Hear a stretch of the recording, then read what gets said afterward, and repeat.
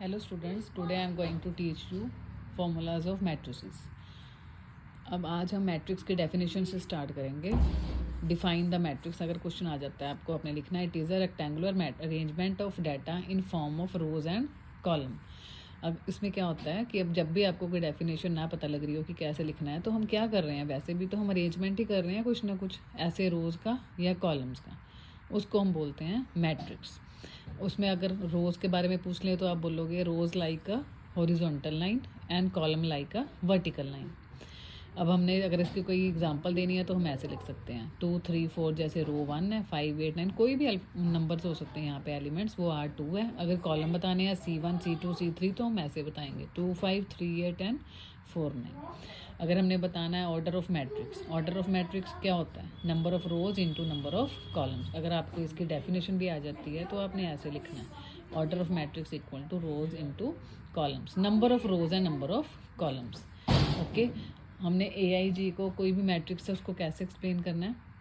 अगर उसके एलिमेंट्स के बारे में पूछ ले आपसे कि A11 क्या होता है तो आपने फटाफट ये बताना है. अगर पूछ ले A22 क्या होता है तो आपने ये बताना है. इसका कैसे पता लगेगा, अगर वो एलिमेंट आपका फर्स्ट रो में है तो आप A1 वाली रो स्टार्ट करोगे. तो हमने कॉलम देख लेना ना उसके बाद कि ये C1 C2 C3 है और ये R1 R2 और R3 है.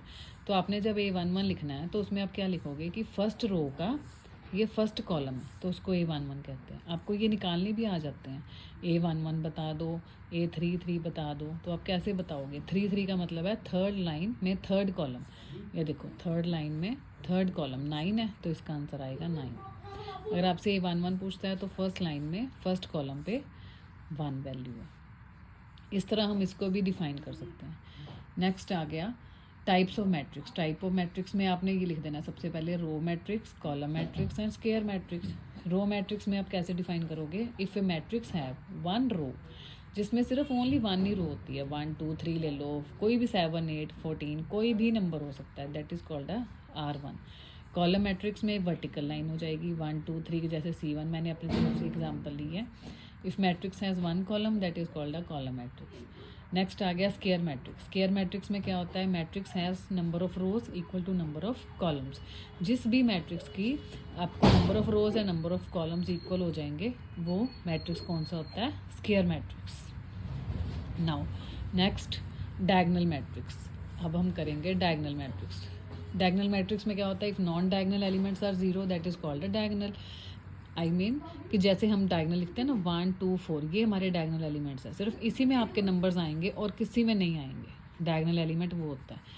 जैसे इसके एक और भी तरीके से हम समझ सकते हैं, वो क्या मेथड है वो भी बच्चों को बहुत कम पता होता है बट मैं आपको डिफ़ाइन करती हूँ. जिस आपका एक इसका फॉर्म लर्न करने का ये भी मेथड आप कर सकते हो कि जिसमें AIJ होते हैं ना सारे 1 1 2 1 2 1 3, जिसमें 1 1 2 2 3 3, ये देखो मैंने लिखा है 1 1 इक्वल टू नॉन ज़ीरो 2 2, जिसमें भी जो डबल नंबर्स होते हैं ना अगर वो सारे नॉन ज़ीरो कर दोगे आप, और जिसमें जो A11 है 2 2 3 3 ये सारे नॉन ज़ीरो लिखने हैं और बाकी सारे ज़ीरो लिखने हैं. ओके, फॉर एग्जांपल आप ऐसे भी लिख सकते हो AIJ all zero if I is not equal to J. ये आपको पता होना चाहिए. AIJ ज़ीरो कब होता है, जब I J के इक्वल नहीं होता. AIJ equal to non zero कब होता है, जब I और J इक्वल होते हैं. Okay, this is called a diagonal matrix. Next है स्केलर. अब आपको डायगोनल के बारे में पता लग गया तो आपको ये इजीली आ जाएगा कि जो डायगोनल एलिमेंट्स हैं वो सारे सेम होने चाहिए, should be same. Diagonal element should be same.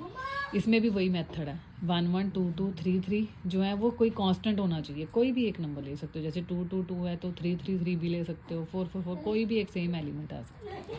Next is diagonal matrix. Identity matrix, sorry. Identity matrix में क्या होता है, जो डायगोनल एलिमेंट्स है that should be unity, one होते हैं वो सारे, वो आइडेंटिटी हो गया. आपको अगर एक डायगोनल मैट्रिक्स समझ आ गया ना तो उससे आपको सारे समझ आ जाएंगे. डायगोनल से सारे आ जाते हैं, स्केलर भी, आइडेंटिटी भी, सारे. Next is zero matrix. Zero matrix में क्या होता है, all elements should be zero, चाहे वो किसी भी ऑर्डर का हो, 2 क्रॉस 2 का हो या 3 क्रॉस 3 का हो, कोई भी ऑर्डर का मैट्रिक्स हो, ऑल शुड बी जीरो. अब नेक्स्ट आ गया टॉपिक हमारा addition law and subtraction law. Addition law का क्या मतलब होता है कि दो मैट्रिसेस को आपने ऐड कैसे करना। इसका तो एक ही मेथड है, जैसे फर्स्ट एलिमेंट में फर्स्ट A11 में आप A11 ऐड करो, 1 2 में 1 2, 2 1 में 2 2, 3 2 2 2 में 2 2 वाला एलिमेंट। फॉर जैसे मैंने करा 1 + 2, 2 + 3, 3 + 4 and 4 + 5, you will get the result. Similar way subtraction law में क्या होता है, A - B, वो भी ऐसे ही A11 में से हम A11 को माइनस करेंगे, A12 में से A12 को माइनस करेंगे। Similarly we will get a result. Now third law is commutative law and associative law. ये भी हमारे इसी में आते हैं मैट्रिसेस में। कम्यूटेटिव लॉ में क्या होता है, A + B = B + A, मतलब कि जैसे आप A मैट्रिक्स में कोई B मैट्रिक्स ऐड करते हो, फॉर एग्जांपल यहाँ पे 1 2 3 4 है, तो अगर आप वो 3 4 आगे और 1 2 वाला पीछे लिख दोगे तो भी आंसर सेम ही आएगा। एसोसिएटिव में 3 होते हैं, A B C। A + B को अगर ऐड करोगे और C को बाद में करोगे तो जो आंसर आएगा वो राइट हैंड साइड सॉल्व करने पे B + C को पहले करोगे और A को बाद में, तब भी आंसर सेम आएगा। That should be equal. Multiplication law, ये लॉ इंपॉर्टेंट है। इसमें क्या होता है, इसमें हमने पहले प्रोडक्ट करने से पहले एक चीज़ चेक करनी है कि प्रोडक्ट हो भी सकता है कि नहीं, प्रोडक्ट इज़ पॉसिबल और नॉट।